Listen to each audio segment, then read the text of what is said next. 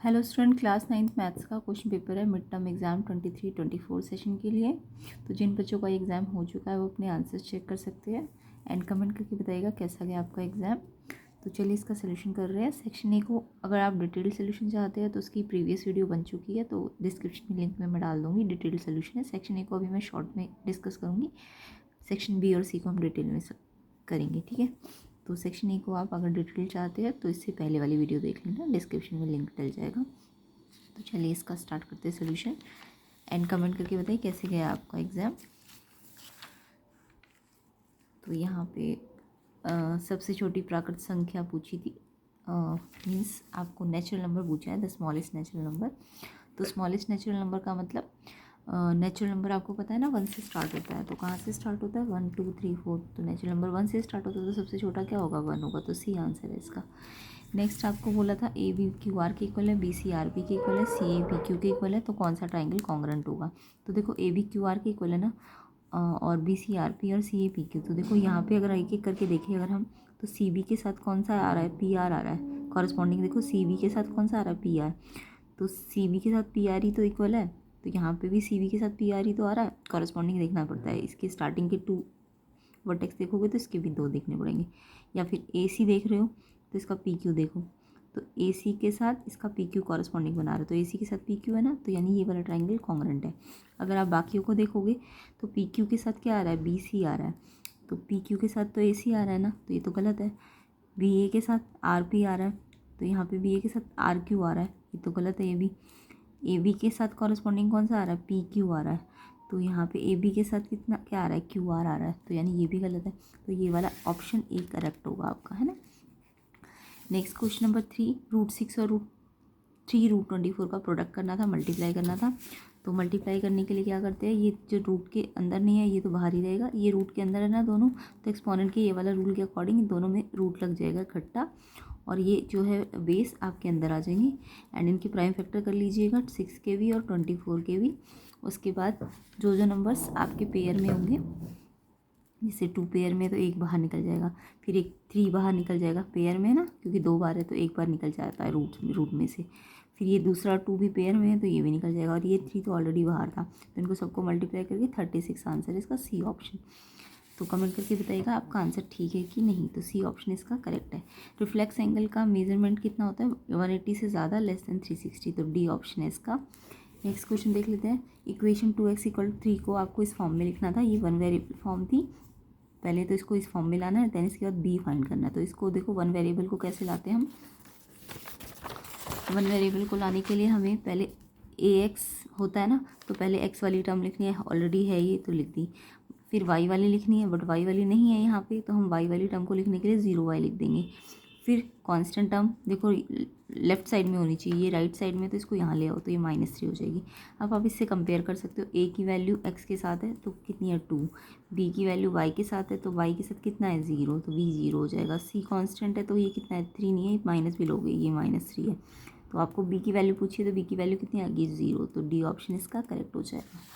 तो इसका आंसर क्या होगा? 0, डी ऑप्शन है, ठीक है। नेक्स्ट क्वेश्चन, 0.0 -3 कौन से एक्सिस पे लाई कर रहा है? जब भी एक्स 0 हो या वाई 0 हो तो पॉइंट क्वाड्रेंट पे लाई नहीं करते, एक्सिस पे लाई करते हैं। तो ये मैंने आपको पहले भी समझाया था। अगर एक्स एक्सिस होगा तो उसमें एक्स होगा, वाई 0 होगा, और अगर वाई एक्सिस होगा तो उसमें एक्स 0 होगा और वाई होगा। यानी जब वाई एक्स 0 होता है तो वो वाई एक्सिस का पॉइंट होता है, और जब वाई 0 होता है तो एक्स एक्सिस का पॉइंट होता है, ठीक है। तो अब आपको पॉइंट दिया हुआ है 0 -3, तो यहाँ पे x 0 है ना, y तो दिया हुआ है, तो यानी कि पक्का ये y एक्सिस का पॉइंट है। तो y एक्सिस यहाँ वाले तो ये 2 ऑप्शन है। अब देखो ये नेगेटिव पॉइंट है तो इसलिए ये नेगेटिव डायरेक्शन में है y एक्सिस की। तो y एक्सिस पे तो है ये पॉइंट, बट उसकी नेगेटिव डायरेक्शन में, क्योंकि पॉइंट नेगेटिव है, तो इसलिए बी ऑप्शन इसका आंसर होगा। ओके, अब नेक्स्ट है हमारा, which of the following is a rational number. Rational number क्या होते हैं? जो आपके p/q फॉर्म में लिखी जा सकते हैं और जिसमें डिनोमिनेटर 0 नहीं होना चाहिए। तो यहाँ पे 0 एक रेशनल नंबर है, क्योंकि वो इंटीजर होता है ना, 0 आपका नंबर लाइन में आता है, तो 0 इंटीजर है, और जितने भी इंटीजर होते हैं वो आपके रेशनल नंबर होते हैं, क्योंकि उसके नीचे आप क्या लिख सकते हो? 0 के नीचे 1 लगा सकते हो ना। कंडीशन क्या है? डिनोमिनेटर 0 नहीं होना चाहिए, बट ऊपर न्यूमरेटर तो 0 हो सकता है ना। तो 0/1, वैसे भी 0 आपको पता है इंटीजर होता है तो वो रेशनल नंबर होता ही होता है, इंटीजर तो पक्का रेशनल नंबर होता है। तो 0 यहाँ पे रेशनल नंबर है, बट बाकी जितने भी है ये इरेशनल नंबर्स है। पाई भी इरेशनल है, 2+√3 यहाँ पे ये रेशनल है बट ये इरेशनल है तो इनका सम भी इरेशनल आता है। ये रेशनल है बट ये इरेशनल है तो इनका प्रोडक्ट भी इरेशनल आता है। तो ये सब इरेशनल है बट ये रेशनल नंबर है। तो ये आंसर इसका ये वाला होगा, ए ऑप्शन। ए ऑप्शन इसका आंसर है। 2 distinct line can not have more than dash point in common. तो 2 डिस्टिंक्ट लाइन, अगर 2 अलग अलग लाइन है तो उनमें सिर्फ एक ही कॉमन पॉइंट आता है। देखो 2 लाइन से सिर्फ एक ही तो कॉमन पॉइंट बनता है, तो यानी इसका आंसर ए ऑप्शन होगा, 1 पॉइंट। ठीक है, अगर एक लाइन बोलते तो एक लाइन के अंदर तो बहुत सारे पॉइंट आ सकते हैं, है ना, बट 2 लाइन से सिर्फ एक ही पॉइंट आता है, तो इसका आंसर ए ऑप्शन होगा, 1। A rational number equivalent to 7/17, 7/17 के इक्विवेलेंट आपको रेशनल नंबर बनाना है। तो यहाँ पे आपका रेशनल नंबर बनाना है। तो देखो 7/17 को जब भी इक्विवेलेंट फ्रैक्शन बनाना हो ना, तो या तो 2 से मल्टीप्लाई करो ऊपर नीचे, या 3 से मल्टीप्लाई करो। तो ये तो आपने सीख रखे होंगे। तो अगर हम 2 से मल्टीप्लाई करते हैं तो 7 × 14 और 17 × 34, 14/34 आपका ऑप्शन में 14 के साथ 51 है, तो ये तो 34 होना चाहिए था, तो ये तो गलत हो जाएगा। फिर हम 3 वाला देखते हैं, 7 × 3 = 21, 17 × 3 = 51, तो ये वाला ऑप्शन में है, ये वाला है आपका ऑप्शन में, तो ये ऑप्शन में है 21/51, ये सी ऑप्शन इसका करेक्ट होगा। तो इसका आंसर क्या आ जाएगा? इसका आंसर आपका सी ऑप्शन आ जाएगा। तो हिंदी मीडियम वाले भी अपने आंसर चेक कर लेना। इसका आंसर 1 है, इसका ए ऑप्शन है सेकंड वाले का। थर्ड वाले का आंसर 36 है, फोर्थ वाले का डी ऑप्शन है। फिफ्थ का आंसर आपका बी निकालना था तो 0 आएगा, डी ऑप्शन। एंड 6 का आंसर 0 - 3 आपका वाई अक्ष पे है, ऋणात्मक दिशा पर, बी ऑप्शन है इसका। एंड कौन सा संख्या परी में है? 0 है इसका आंसर, ए ऑप्शन। 2 अलग अलग रेखाओं के उभयनिष्ठ बिंदु नहीं हो सकते, मोर देन कितने से ज़्यादा नहीं हो सकते? 1 से ज़्यादा नहीं हो सकते, है ना। तो ए ऑप्शन है। 7/17 का समतुल्य प्रमेय, समतुल्य मतलब इक्विवेलेंट, इक्विवेलेंट कौन सा आएगा? 21/51, सी ऑप्शन इसका करेक्ट होगा। नेक्स्ट क्वेश्चन देख लेते हैं।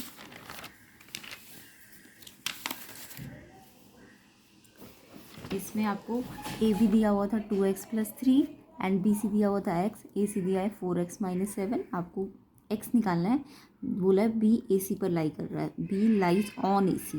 तो पहले आप ए सी बना लोगे, ये ए सी बन गई। अब बी क्योंकि ए सी पर लाई कर रहा है तो बी ए सी वाली लाइन पे आना चाहिए कहीं पे। तो ए सी बनाने के बाद बी ऑन ए सी बोला तो ऑन ए सी यानी ए सी की लाइन पे आना चाहिए। अब कंडीशन क्या लग सकती है? ए सी देखो, ए सी पूरा लेके चलो। ए सी किससे बना है? ए बी + बी सी से, है ना। तो ए सी की जगह ये वैल्यू रख दो 4x - 7, ए बी की जगह ये रख दो एंड बी सी की जगह ये रख दो एंड ये प्लस में है। उसके बाद x वाले अलग सॉल्व करो, 2x और x 3x एंड ये नंबर एज इट इज़। फिर x वाला इधर भेज देना और नंबर वाला इधर भेज देना। तो ये 3x यहाँ आ जाएगा तो ये प्लस है तो यहाँ माइनस हो जाएगा, और ये 7 यहाँ माइनस है तो इधर जाके प्लस हो जाएगा। x वाले अलग, नंबर वाले अलग, तो यहाँ से 10 आ जाएगा x की वैल्यू। डी ऑप्शन इसका करेक्ट होगा। किस किस का ये आंसर आया कमेंट करके ज़रूर बताना।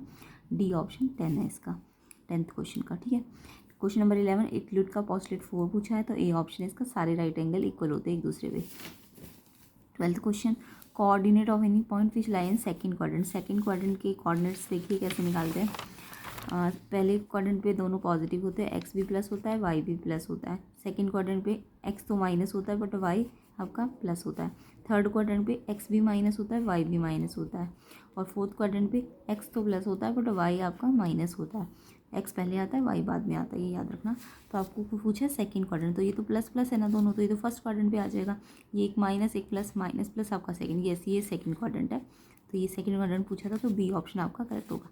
बाकी ये प्लस माइनस है तो ये आपका फोर्थ क्वाड्रेंट है एंड ये माइनस माइनस है तो ये आपका थर्ड क्वाड्रेंट है, बट आपको सेकंड पूछा है तो बी आंसर होगा, -2 ये इसका आंसर होगा।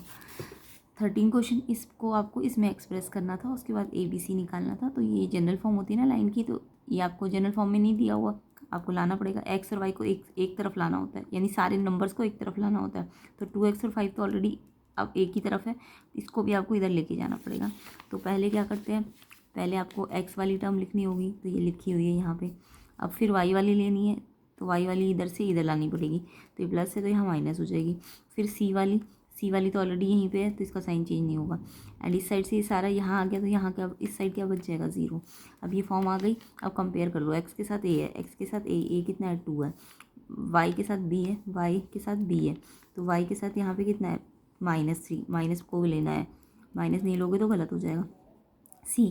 c कांस्टेंट है, पूरा -5 ले लोगे, तो ये ऑप्शन मैच कर लो, ये c ऑप्शन में आ रहा है, ये आपका c ऑप्शन में आ रहा है। ठीक है, नेक्स्ट क्वेश्चन आपका, how many linear equation in x y will be satisfied by x = 1 and y = 2।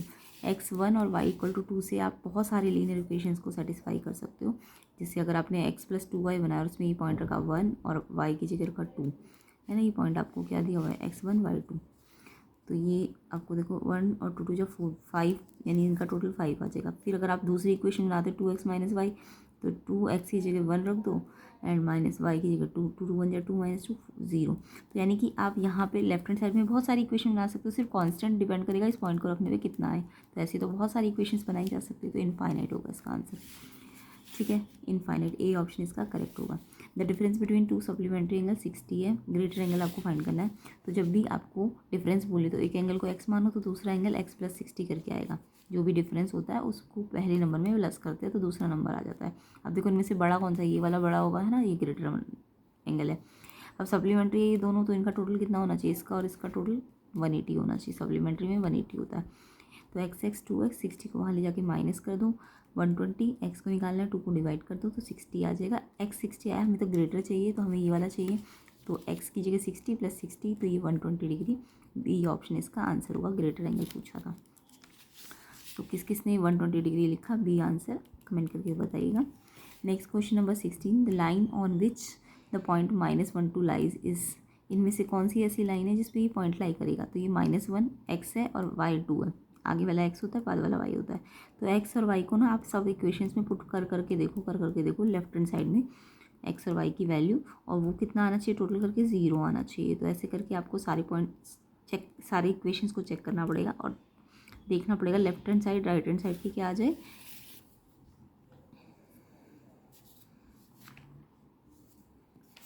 Equal आ जाए।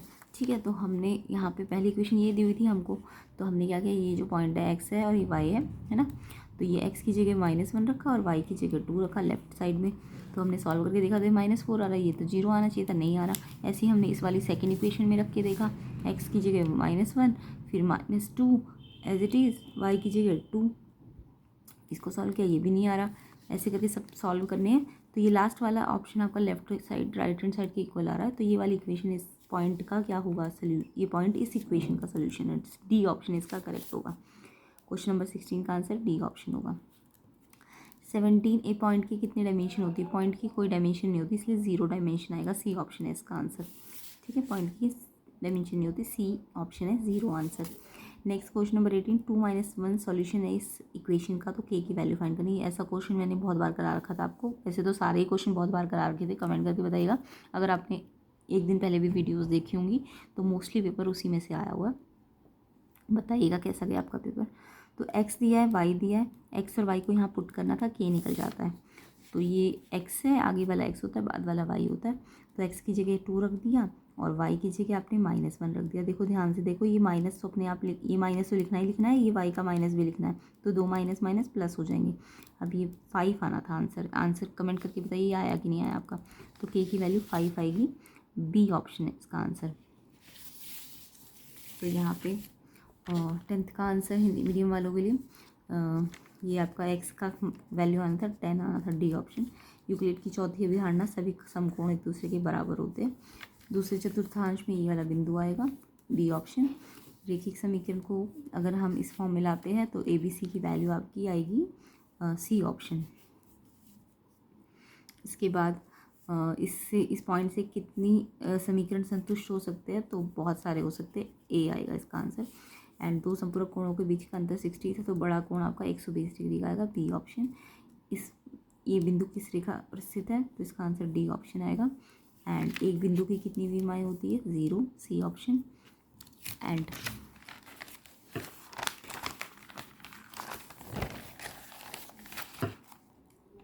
-1 से के रखना था यहाँ पे, एक्स और वाई को यहाँ पे रखना था और के की वैल्यू निकाले तो 5 आएगी। बी ऑप्शन इसका आंसर होगा। नेक्स्ट एजर्शन रीजन है 19 क्वेश्चन। x5 दिया है, y-2 दिया है। इन्होंने पूछा क्या ये इस इक्वेशन का सोल्यूशन है। सेम ऐसे ही जब भी पॉइंट दिया और इक्वेशन पूछी हो तो आपको x और y की वैल्यू लेफ्ट हैंड साइड में रखनी है और राइट हैंड साइड से मैच करना होता है। तो अगर मैच कर गया तो ये सोल्यूशन, अदरवाइज़ नहीं है। तो आपको नंबर क्या दिया हुआ है, x दिया हुआ है आपको 5 और y दिया है -2। तो आपको इक्वेशन ये दी है ना, तो यहाँ पे x की जगह 5 रख दीजिए, minus as it is, y के लिए भी माइनस अलग से लगाना पड़ेगा, 2 माइनस माइनस प्लस, तो ये 12 आ गया और राइट हैंड साइड पे भी तो 12 ही है आपका, है ना। तो यानी कि लेफ्ट और राइट मैच कर गई है। यस, ये एजर्शन ठीक है बिल्कुल। और रीज़न में आपको बोला है कि A2 है, B-1 है, C-12 है। तो जब भी एक आपको लीनियर इक्वेशन दी हो तो उसके ABC कैसे निकालते हैं, इसको इसकी जनरल फॉर्म में लाना पड़ता है ना, अभी बताया था मैंने आपको। तो ये x वाला पहले लिखते हैं, y वाला उसके बाद लिखते हैं, एंड कांस्टेंट को भी इधर ही ले आते हैं। तो ये प्लस से -12 हो जाएगा। उसके बाद आप कंपेयर कर लो, A2 आ जाएगा, B-1 आ जाएगा और C-12 आ जाएगा। तो यही तो आपको बोला है, तो रीज़न भी ठीक है। बट इसका इससे लेना देना नहीं है कि ये इसका सोल्यूशन है या नहीं है। तो ये जस्ट ट्रू है दोनों स्टेटमेंट, बट एक्सप्लेनेशन ट्रू नहीं है, इसलिए बी ऑप्शन इसका आंसर होना चाहिए। Next question, in the given figure A B is not parallel to C D. देखो ए बी सी डी के पैरेलल है या नहीं, ये चेक करो। इन्होंने बोला नहीं होना चाहिए। तो पैरेलल करने के लिए हम ना कॉरस्पॉन्डिंग एंगल को चेक कर लेते हैं। तो कॉरस्पॉन्डिंग एंगल कौन से पेयर बनाते हैं, देखो अगर ये दो पैरेलल लाइन है और ये ट्रांसवर्सल है, तो या तो लाइन के ऊपर बन रहा है ये वाला, तो इस लाइन के भी ऊपर बनना चाहिए, कॉरस्पॉन्डिंग एंगल होता है। या फिर यहाँ पे पैरेलल लाइन में लाइन के नीचे अगर कोई एंगल बन रहा है तो वो दूसरा एंगल भी लाइन के नीचे सेम साइड में बनना चाहिए, इनको हम कॉरस्पॉन्डिंग एंगल कहते हैं। तो अगर मैं नीचे वाले एंगल चेक करूँ, ये वाले, तो इसके लिए मुझे ये वाला एंगल पहले निकालना पड़ेगा। ये लीनियर पेयर बना रहा है ना, तो पहले लीनियर पेयर से निकाल लो एंगल 1 को। तो ये दोनों का सम कितना होना चाहिए, 180। लीनियर पेयर में दो एंगल्स का सम 180 होता है। तो एंगल 1 आ जाएगा 180 - 55 125। अब आप देखो ये 125 है और ये 115, क्या ये मैच कर रहा है, नहीं कर रहा ना। तो यानी कॉरस्पॉन्डिंग एंगल इक्वल नहीं है। और अगर कॉरस्पॉन्डिंग एंगल ही नहीं इक्वल नहीं होते तो यानी कि ये भी पैरेलल नहीं होना चाहिए सी डी के, है ना। तो एजर्शन तो ठीक ही बोल रहा है, ये ए भी पैरेलल नहीं है सी डी के। यस, एजर्शन ठीक है। Corresponding angles are equal, reason की स्टेटमेंट बिल्कुल ठीक है कि कॉरस्पॉन्डिंग एंगल्स क्या आने चाहिए, इक्वल आने चाहिए। कॉरस्पॉन्डिंग एंगल्स आर इक्वल होते, कॉरस्पॉन्डिंग एंगल कैसे होते हैं, इक्वल होते। रीज़न बिल्कुल ठीक कह रहा है, बट रीज़न इसको थोड़ी ना एक्सप्लेन कर रहा है। इसको मैंने कैसे प्रूव किया कि ये पैरेलल नहीं है, क्योंकि मेरा आया था कॉरस्पॉन्डिंग एंगल इसमें इक्वल नहीं आ रहे। तो अगर इक्वल नहीं आ रहे तो इसलिए ये लाइन पैरेलल नहीं है ना। तो रीज़न वाली लाइन तो ठीक है, बट रीज़न इसको एक्सप्लेन नहीं करा कि क्यों नहीं पैरेलल आई। ये बोलता अगर कि कॉरस्पॉन्डिंग एंगल इक्वल नहीं है तभी तो पैरेलल नहीं है ना। तो यहाँ पे इसने बोल दिया कॉरस्पॉन्डिंग एंगल्स आर इक्वल। वैसे तो रीज़न कॉरस्पॉन्डिंग एंगल को तो सही एक्सप्लेन कर रहा है, कॉरस्पॉन्डिंग एंगल्स कैसे होते हैं, इक्वल होते हैं। बट ये पैरेलल नहीं है, तो इसका रीज़न क्या होना चाहिए था, if corresponding angles are not equal then A B is not parallel. अगर ये ऐसा कुछ लिखा होता तो ये इसका रीज़न एक्सप्लेन कर रहा होता। यानी कि एजर्शन रीज़न स्टेटमेंट वाइज तो ठीक है, बट एक्सप्लेनेशन ठीक नहीं है, इसलिए बी ऑप्शन इसका आंसर होना चाहिए मेरे हिसाब से। आप कमेंट करके बताइएगा। Next question number section B पे आते हैं, मेन टॉपिक पे। तो show that the angle of an equilateral triangle are 60 degree each. तो यहाँ पे आपको इक्विलेटरल ट्राइंगल के एंगल्स, आपको वैसे तो पता है इक्विलेटरल के एंगल 60 डिग्री होते हैं हर एक एंगल, बट आपको यहाँ पे शो करना था। तो ध्यान से देखेंगे, एक ट्राइंगल बना लेंगे ए बी सी। अब आपको पता है इक्विलेटरल है ना, A B C is an equilateral triangle, तो इसकी तीनों साइडें बराबर होनी चाहिए।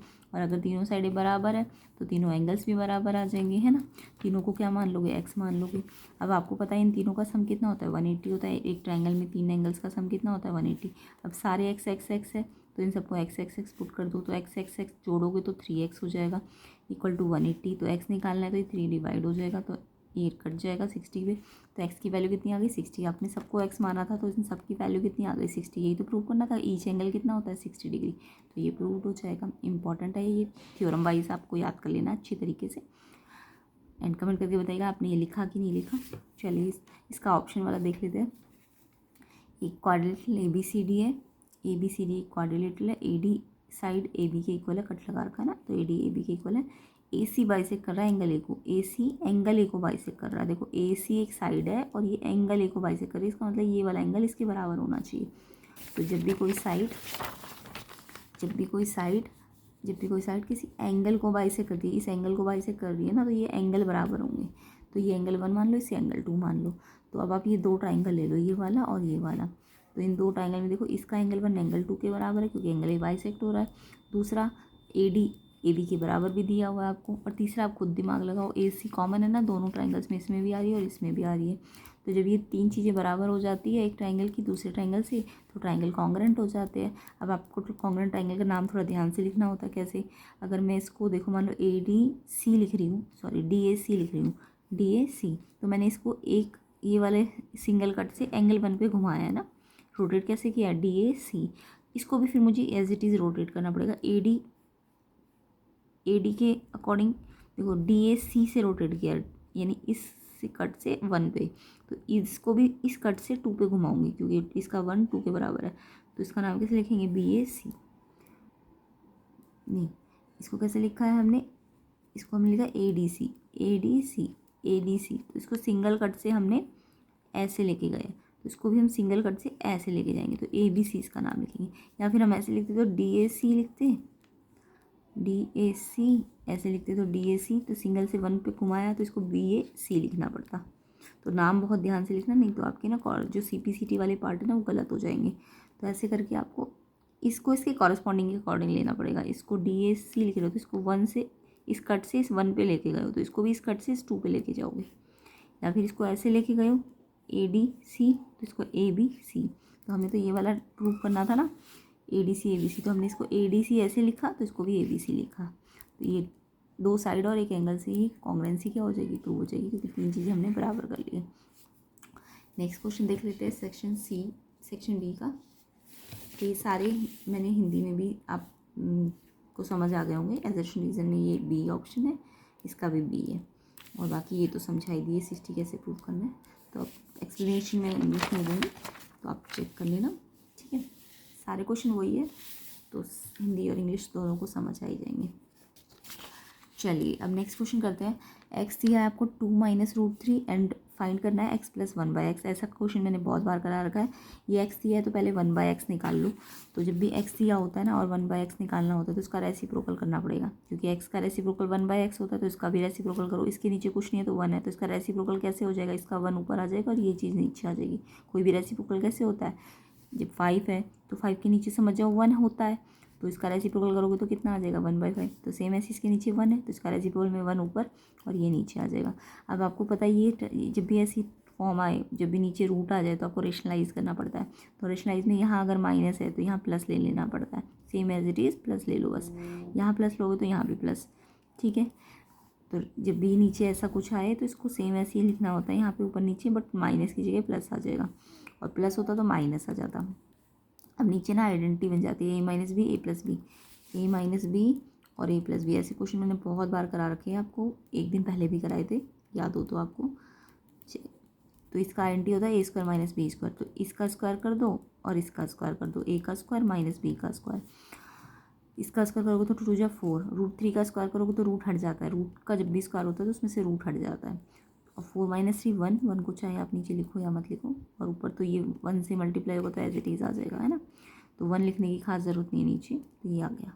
तो ये x था आपके पास और ये 1/x आ गया। अब आपको क्या करना है? x + 1/x निकालना है। तो ये मान लो इक्वेशन 1 थी, इक्वेशन 2 थी, इन दोनों को जोड़ना पड़ेगा तभी तो ये आएगा। तो इसको जोड़ोगे आप तो इसको भी जोड़ना पड़ेगा। तो 2 - √3 को प्लस करना है, 2 + √3 से √3 कट जाएगा, क्योंकि एक माइनस का और एक प्लस का है, और 2 और 2 कितना आ जाएगा? 4। तो इसका आंसर किसका 4 आया? कमेंट करके ज़रूर बताइएगा। चलिए नेक्स्ट क्वेश्चन कर लेते हैं। 23 question. If the coordinate of 2 point P and Q are this and this, तो आपको फाइंड करना है abscissa of P - ordinate of Q। ऐसा क्वेश्चन भी मैंने बहुत बार करा रखा था। तो देखो आपको P पॉइंट दिया हुआ है 5 - 6 और Q पॉइंट दिया है आपको -3 - 5। ये x होता है, ये y होता है, ये तो सबको पता है ना। ये x होता है, ये y होता है। अब एब्सिस्सा ऑफ P निकालना है, तो एब्सिस्सा को x कहते हैं, याद रखो एब्सिस्सा को x कहते हैं, मैंने बहुत बार बता रखा है एब्सिस्सा को x कहते हैं। तो P का x पॉइंट पूछा है, P का x पॉइंट कितना है? 5 है। एंड Q का ऑर्डिनेट पूछा, ऑर्डिनेट मतलब y पॉइंट, तो Q का y पॉइंट कितना है? -5 है ना। तो आपको ध्यान रखना है एब्सिस्सा P तो एब्सिसा पी का 5 आ जाएगा, ऑर्डिनेट क्यू का -5 आ जाएगा। एब्सिसा पी में से ऑर्डिनेट क्यू को माइनस करना था आपको, तो एब्सिसा पी 5 आया, माइनस फॉर्मूले का, एंड ऑर्डिनेट का क्यू का भी माइनस आप लिखोगे, ये माइनस भी लिखोगे और इसका माइनस भी लिखोगे, दो माइनस माइनस प्लस हो जाएंगे, तो 5 और 5 10 आंसर आएगा इसका। तो इसका आंसर कितना आएगा 10 23 का। नेक्स्ट का फाइनली 2 सोल्यूशन ऑफ इक्वेशन, इस इक्वेशन के 2 सोल्यूशंस निकालने हैं। तो सोल्यूशंस कैसे निकाले जाते हैं किसी भी इक्वेशन के, तो देखिए सबसे पहले तो हमें एक्स को वाई की टर्म में लाना है, या तो एक्स को वाई की टर्म में ले आइए या वाई को एक्स की टर्म में, वो आपकी मर्जी है। तो मैं एक्स को वाई की टर्म में लेके आ जाती हूँ। तो एक्स को वाई की टर्म में लाना होता है तो एक्स वाले को इधर ही रखना, इस वाले को इधर रखना, -3y जो है ना वाई वाली टर्म इधर भेज दो।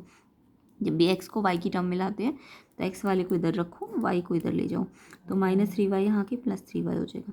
फिर एक्स का साथ जो 2 है ना उसको डिवाइड में ले जाओ, ठीक है। अब अगर मुझे क्वेश्चन में वाई को एक्स की टर्म में लाना होता तो मैं वाई वाली टर्म को इधर ही रखती और एक्स वाली टर्म को इधर भेज देती। फिर वाई के साथ जो -3 है मल्टीप्लाई हो रहा है, ये माइनस नहीं हो रहा, मल्टीप्लाई हो रहा है, तो ये जो है नीचे चला जाता, तो वाई एक्स की टर्म में आ जाता, ठीक है। अभी मैंने फिलहाल एक्स को वाई की टर्म में लिया है, तो समझ आ गया होगा। एक्स को वाई की टर्म में लाएंगे तो एक्स को यहीं रखेंगे, वाई को इधर भेजेंगे और फिर एक्स के साथ जो है ये डिवाइड में चला जाएगा। अब आपने क्या करना है, इस साइड क्या आया आपका वाई आया ना, तो वाई को पुट करते जाना है तो एक्स निकलता जाएगा।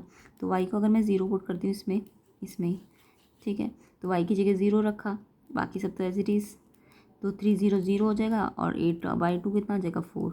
ऐसी वाई को अगर मैं 2 रखती हूँ, यहाँ पे वाई की जगह 2 रख दूँ, 3 2 जा 6 और 8 14/2, तो कितना आ जाएगा 7।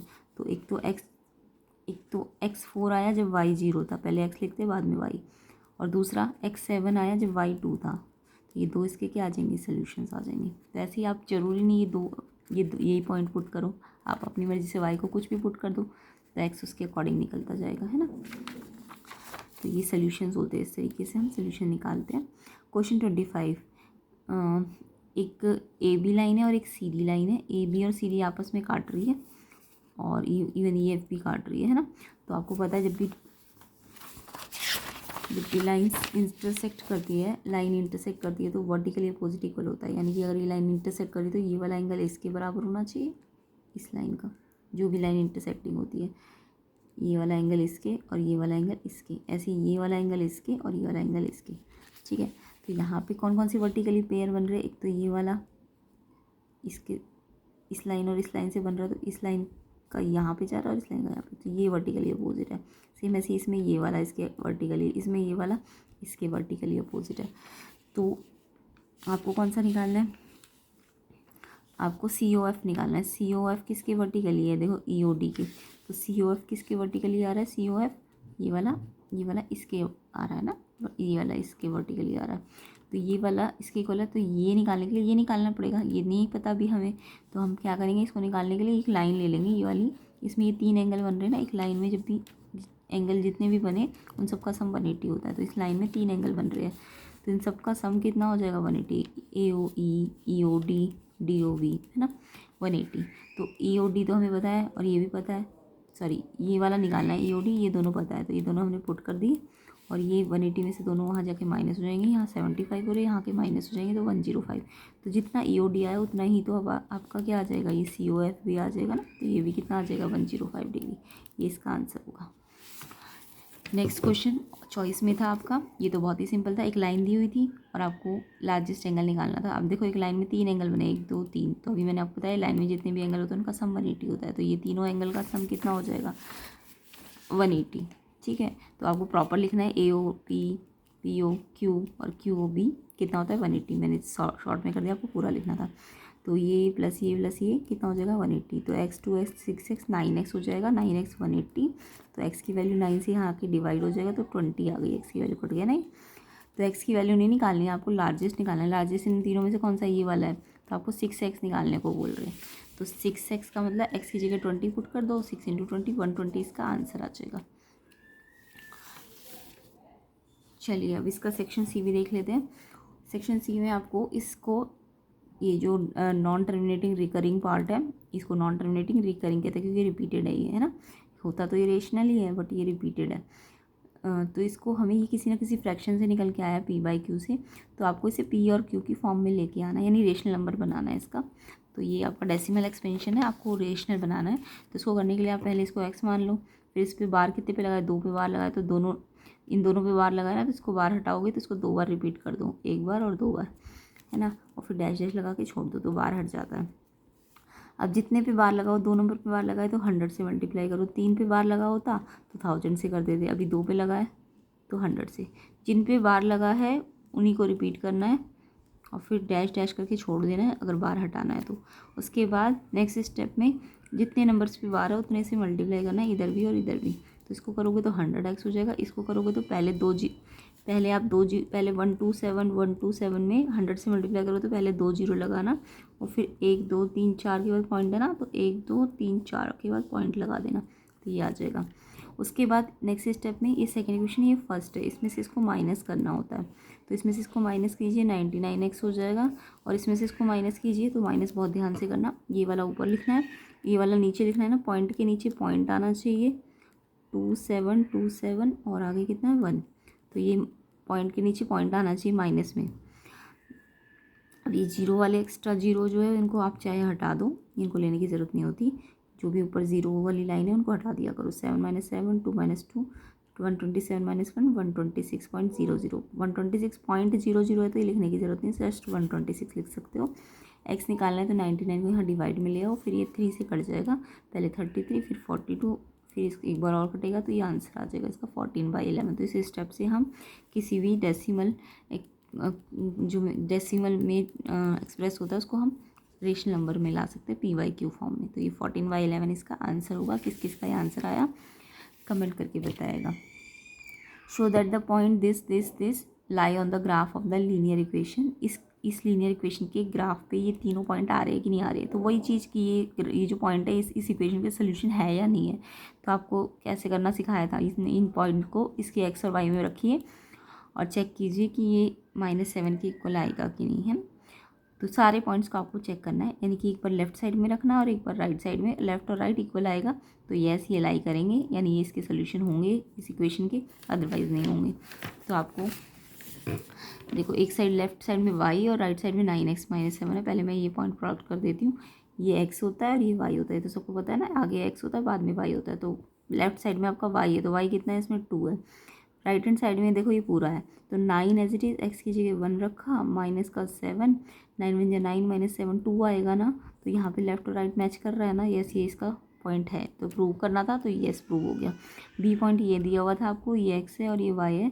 लेफ्ट हैंड साइड में तो आपका क्या है, वाई है ना, वाई कितना रखना है -16, इक्वेशन तो यही रहेगी, वाई कितना रखना है -16। राइट हैंड साइड में आपका पूरा ये है, तो 9 एक्स की जगह क्या रख दोगे -1, फिर माइनस क्या है 7। अब इसे सॉल्व करो, -9 - 7 -16, तो ये मैच कर रहा है ना, यस इसका सोल्यूशन है ये। सेम ऐसे ये करना है, एक्स है ये वाई है, ये एक्स है ये वाई है, तो इस इक्वेशन में रख दीजिए। लेफ्ट हैंड साइड में तो वाई है -7 और राइट हैंड साइड में 9 एक्स की जगह कितना रखना है 0 -7 9 0 0 -7, तो ये मैच कर रहा है ना। तो ये तीनों पॉइंट यानी कि इन इक्वेशन के सोल्यूशन है, क्योंकि left hand side right hand side से मैच कर रही है, तो प्रूव्ड हो जाएगा। ठीक है, next question number 28। L M के पैरेलल दी हुई है, एल लाइन एम के पैरेलल है और एन, ये एल है ये एम है और ये एन ट्रांसवर्सल लाइन है।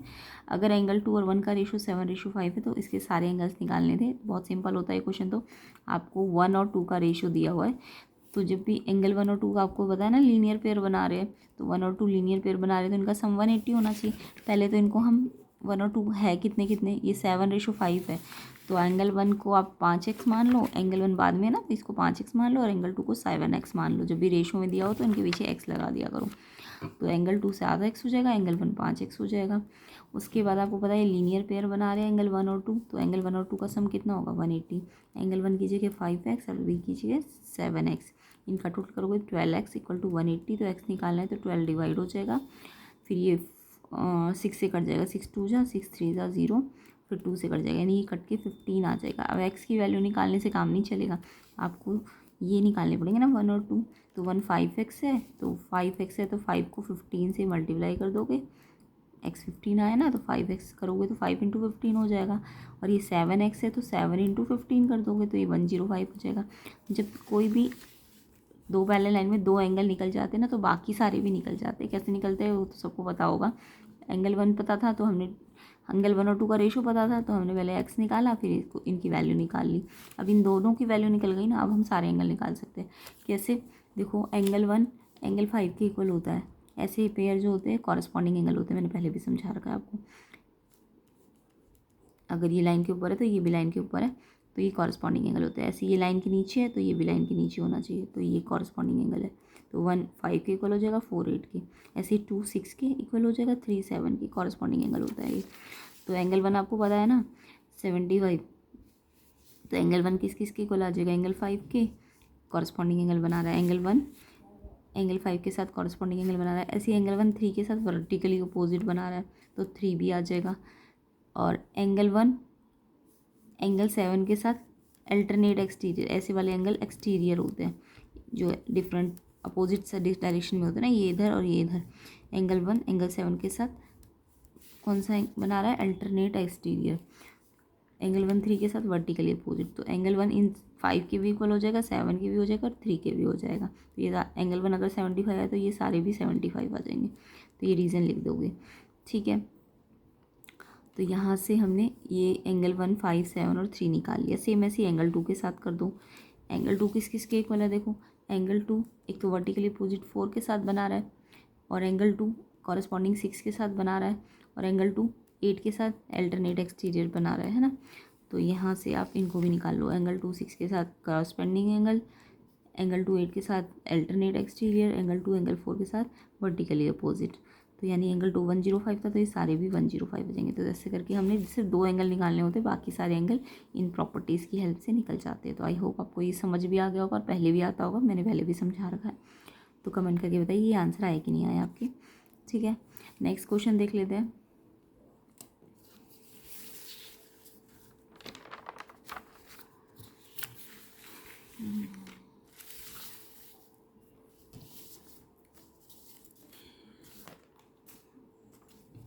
इसमें चॉइस वाला क्वेश्चन आया हुआ था क्वेश्चन 28 में।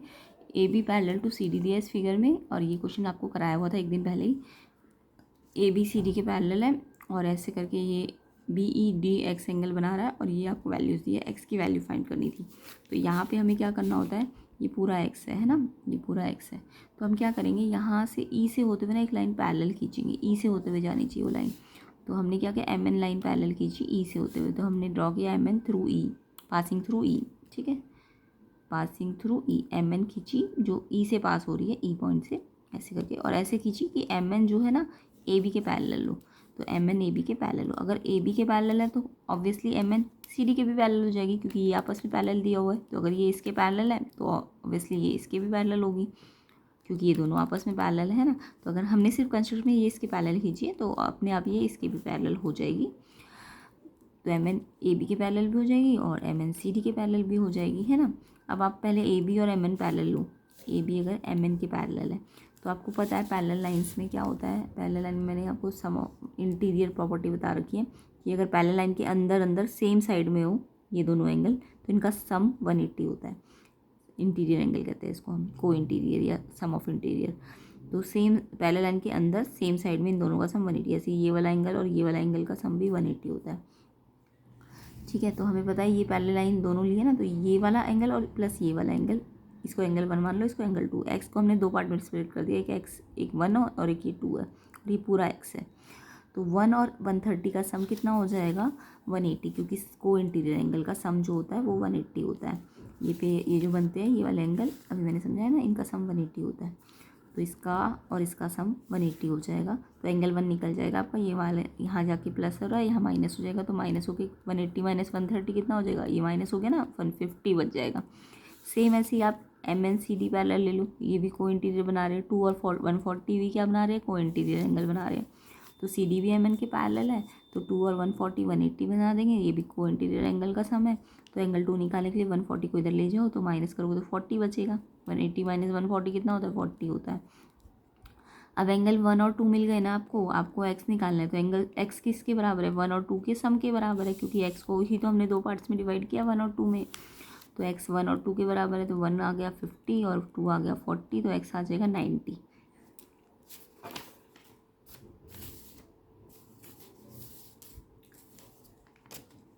इसकी वैल्यू आ जाएगी आपकी 90 डिग्री। तो समझ आ गया होगा सबको ये कैसे करना था। नेक्स्ट क्वेश्चन देख लेते हैं, सिंप्लीफाई करना है। ये सिंप्लीफिकेशन भी मैंने आपको एक दिन पहले ही कराया हुआ था।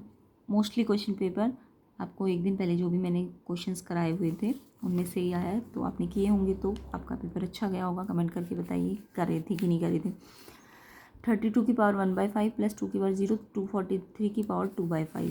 तो यहाँ पे देखो एक्सपोनेंट के रूल लगाने थे। मैंने कहा था जब भी पावर एक्सपोनेंट जो है हमारा वो फ्रैक्शन में होता है तो इसको फैक्टराइज कर दिया करो। 32 के फैक्टराइज करके देखोगे तो कैसे आएगा, 2 पे 16, फिर 2 पे 8, फिर 2 पे 4, फिर 2 पे 2, 2 पे 1। बहुत बार करा रखा था ये मैंने।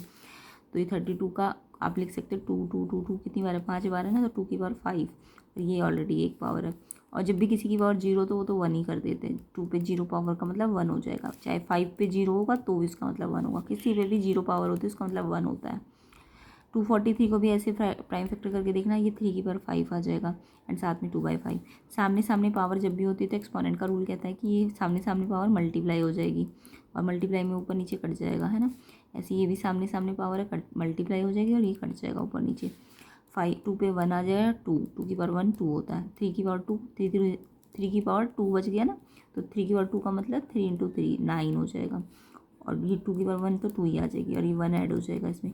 2 और 1 3 एंड 3 3 जा 9, तो ये आ जाएगा 12 आंसर। इसका आंसर 12 आएगा। कमेंट करके बताइए आया कि नहीं 12। नेक्स्ट है 6 रेशनल नंबर निकालने थे 5 और 6 में।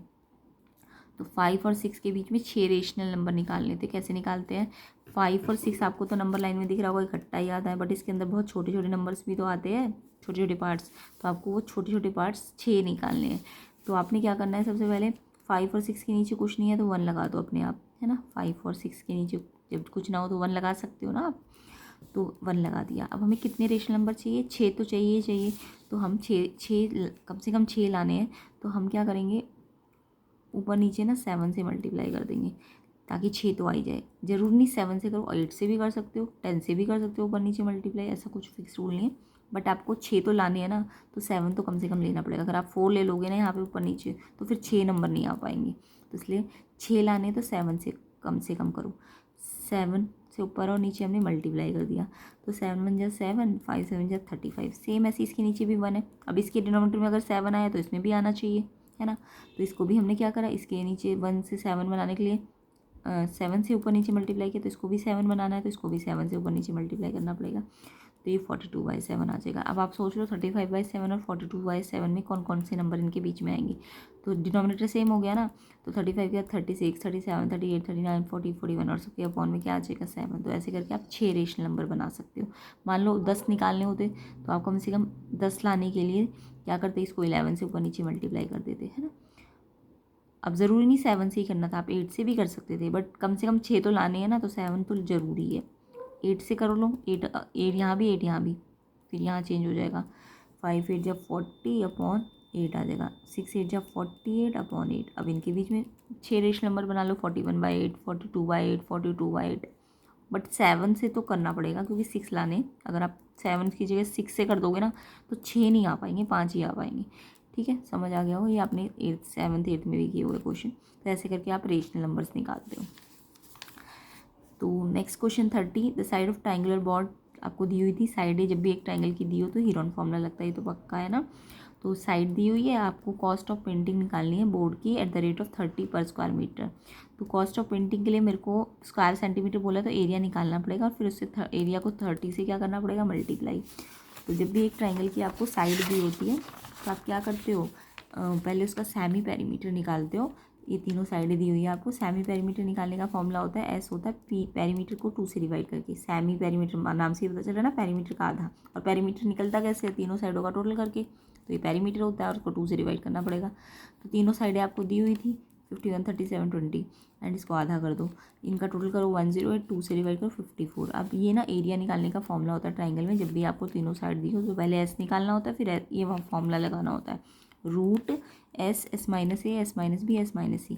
अब ये एस की जगह तो 54 पुट कर दो, फिर एस है 54। ए कितना, पहली साइड कितनी ली थी हमने 51, तो ए पुट कर दिया। फिर एस 54, बी कितना था 37 माइनस कर दिया, फिर एस 54 और सी कितना है 20। तो ये इस फॉर्मूले में एस ए बी सी सबकी वैल्यू पुट कर दी। अब ये सारे ना आपस में मल्टीप्लाई हो रहे हैं, पहले माइनस कर दो और फिर मल्टीप्लाई हो जाएंगे। ये माइनस करोगे तो 3 आ जाएगा, ये माइनस करोगे तो 17 आ जाएगा, और ये माइनस करोगे तो 34 आ जाएगा।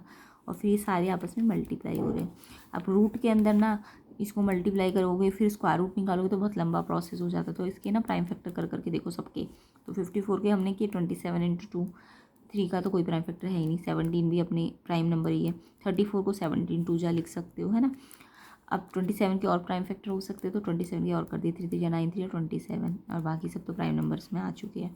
अब रूट के अंदर जब भी बहुत सारे नंबर आ जाते हैं तो पेयर में से एक एक नंबर बाहर निकाला जाता है। तो 3 का पेयर है ना, 2 नंबर है ना 3 के, तो उसमें से एक 3 बाहर आ जाएगा। ऐसे इस 3 में 2 3 है तो एक 3 बाहर आ जाएगा। फिर इस 2 में भी 2 2 है तो रूट में से एक 2 बाहर आ जाएगा। तो दो मतलब 2 का पेयर होगा, जैसे इसका पेयर है ना तो एक बाहर आ जाता है तो रूट हट जाता है।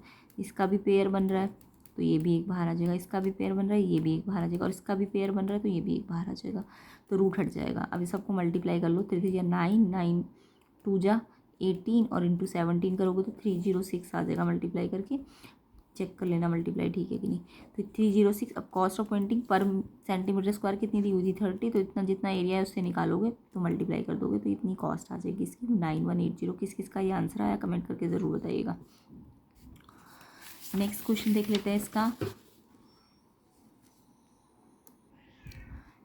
क्वेश्चन 31 है, रूट 9.3 को नंबर लाइन पे शो करना है तो कैसे शो करते हैं। कोई भी रूट को नंबर लाइन पे कैसे शो किया जाता है। तो 3 मार्क्स का क्वेश्चन है, नंबर लाइन पे भी शो करना है और फिर उसके स्टेप्स भी लिखने हैं। पहले मैं नंबर लाइन पे बता देती हूँ कैसे बनता है। तो इसके लिए आपको ना ज्योमेट्री बॉक्स चाहिए होगा पूरा। तो पहले तो क्या करना है आपको, सबसे पहले 9.3 बोला है ना, तो आप क्या करोगे, ए बी जो है ना 9.3 अपने स्केल से खींच लेना। मैं ऐसे रफली बता रही हूँ, आप स्केल से खींचना। 9.3 ए बी खींच लेना, और फिर ना उसको ना 1 सेंटीमीटर और एक्स्ट्रा खींचना बी सी कितना होना चाहिए 1 सेंटीमीटर। पहले 9.3 जितना बनाना है उतना खींचोगे और फिर 1 सेंटीमीटर और एक्सटेंड करोगे, ठीक है। अब आपने क्या करना है, ए सी के लिए ए सी का मिड पॉइंट लेना है।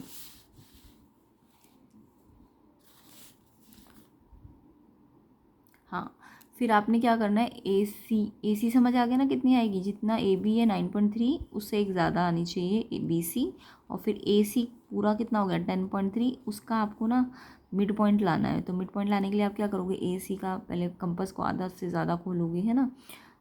फिर उसके बाद एक एक पॉइंट ए पे रख के ऊपर नीचे आर्क लगाओगे, फिर ऐसे बी सी पे रख के ऊपर नीचे आर्क लगाओगे। तो इससे करके ना ये बाइसेक्टर आ जाएगा ए सी का खींचना है बाइसेक्टर, याद रखना। तो इससे ये मिड पॉइंट आ जाएगा, ठीक है। इस बाइसेक्टर के अंदर यहाँ पे एक लाइन आएगी, मिड पॉइंट होगी ये, नहीं तो आप खुद ही सोचो 10.3 है तो उसका मिड पॉइंट 5 पॉइंट समथिंग आना चाहिए। तो यहाँ पे ये मिड पॉइंट आ जाएगा, ए सी का खींचना होता है मिड पॉइंट। फिर इस मिड पॉइंट पे अपना कंपास रखना और ये पेंसिल को इतना खोलना, ये रेडियस हो जाएगी, और ये रेडियस से एक सेमी सर्कल बना देना जो ए से और सी से होता हुआ जाएगा। ए एम रेडियस लेके एम पे रखना कंपास, ऐसे करके सर्कल बनाना, ए से सी पे ऐसे जाएगा। तो सबसे पहले ए बी खींची 9.3, फिर बी सी 1 सेंटीमीटर बढ़ा दी हमने। अब फिर ए सी, पूरी ए सी का हमने क्या करा, मिड पॉइंट लिया, बाइसेक्टर ड्रॉ करके कर सकते हो आप। तो ये मिड पॉइंट आ जाएगा। इस मिड पॉइंट से यहाँ तक रेडियस ली मैंने, कंपास रखा यहाँ पे और पेंसिल यहाँ पे, तो ये ऐसे सर्कल आ जाएगा ए से सी पे होता हुआ। उसके बाद ना आपने बी से ना परपेंडिकुलर ड्रॉ करना है ए सी लाइन पे बी से क्या कर दोगे, परपेंडिकुलर ड्रॉ कर दोगे, बी से करना है।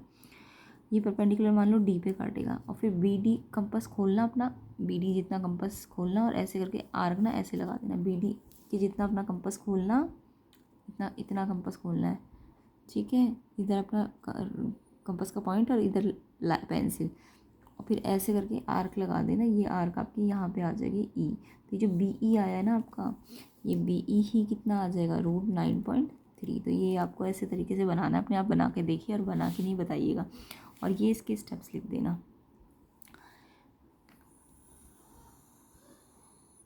ऐसे करके आपको स्टेप्स लिख देना है। Draw a line segment A B 9.3, जैसे जैसे आपने बनाया वो स्टेप लिख देना। एक्सटेंड करना है लाइन को 1 यूनिट, मोड बी सी 1 यूनिट ले लेना है, और मिड पॉइंट ए सी का निकालना है। फिर B D perpendicular A B खींचना है ताकि सेमी सर्कल को डी पॉइंट पे काट जाए, और फिर डी ई आर के खींचनी है जिससे बी ई बी डी के क्या हो जाए, इक्वल हो जाए, और फिर लास्ट में बी ई कितना आ जाएगा, रूट 9.3। तो ये आपको स्टेप लिख लेने हैं। तो इस तरीके से आपका ये क्वेश्चन कंप्लीट हो जाएगा।